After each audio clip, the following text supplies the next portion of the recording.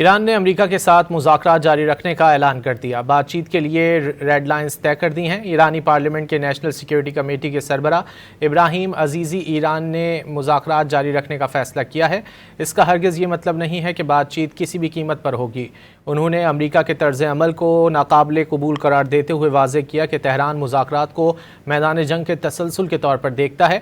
ابراہیم عزیزی نے مزید کہا کہ بات چیت کے لیے ریڈ لائنز طے کر دی ہیں اور ان کا خیال رکھنا ضروری ہے۔ الجزیرہ ٹی وی کے مطابق جب ان سے یہ پوچھا گیا کہ کیا ایرانی مذاکرات وفد اسلام آباد جائے گا تو ان کا کہنا تھا کہ ایرانی وفد کی شرکت مثبت اشاروں پر منحصر ہے۔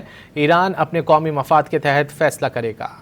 ایران نے امریکہ کے ساتھ مذاکرات جاری رکھنے کا اعلان کر دیا۔ بات چیت کے لیے ریڈ لائنز طے کر دی ہیں۔ ایرانی پارلیمنٹ کے نیشنل سیکیورٹی کمیٹی کے سربراہ ابراہیم عزیزی ایران نے مذاکرات جاری رکھنے کا فیصلہ کیا ہے۔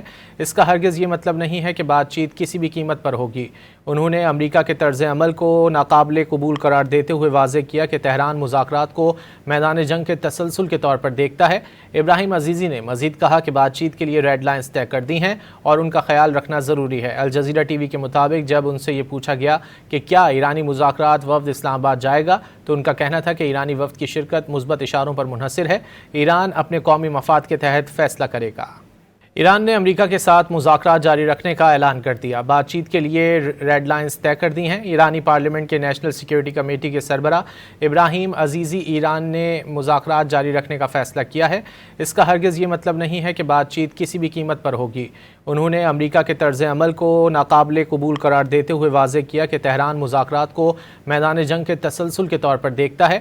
ابراہیم عزیزی نے مزید کہا کہ بات چیت کے لیے ریڈ لائنز طے کر دی ہیں اور ان کا خیال رکھنا ضروری ہے۔ الجزیرہ ٹی وی کے مطابق جب ان سے یہ پوچھا گیا کہ کیا ایرانی مذاکرات وفد اسلام آباد جائے گا تو ان کا کہنا تھا کہ ایرانی وفد کی شرکت مثبت اشاروں پر منحصر ہے۔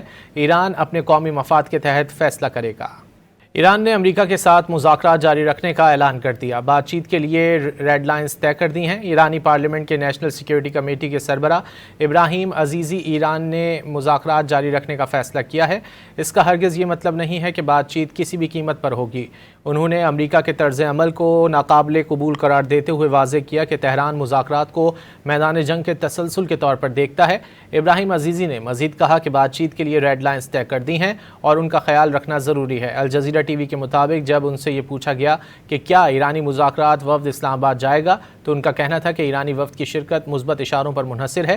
ایران اپنے قومی مفاد کے تحت فیصلہ کرے گا۔